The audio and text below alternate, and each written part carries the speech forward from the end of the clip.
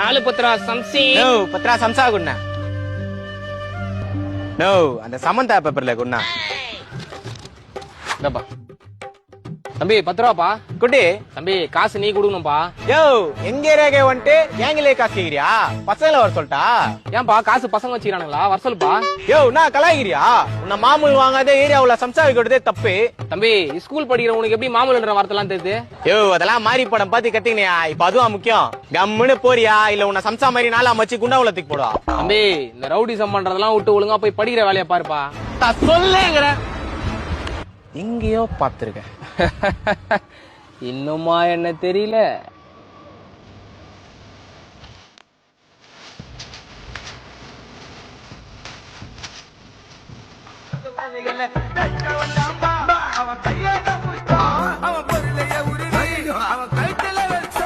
என்ன செட்டு பையன் வந்து கூலி கேட்டது இல்லன்னு சொன்னியா? சின்ன பசங்களுக்கு எல்லாம் தர முடியாது. உங்க அப்பாட்ட சொல்லிட்டா போங்கடா.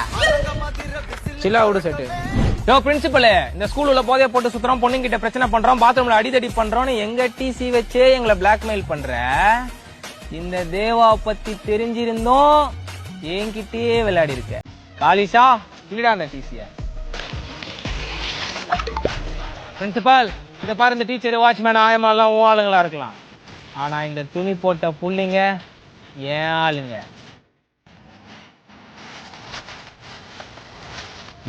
தேவான மாஸ் கட்டுறாரா?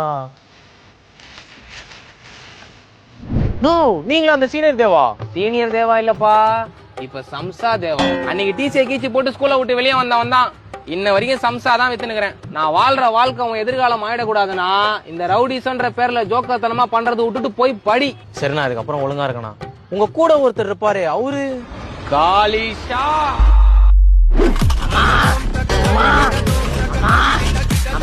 அன்னைக்கு டிசியை கீச்சவன் நீ சட்டையை கீச்சுன்னு சுத்துறான்பா.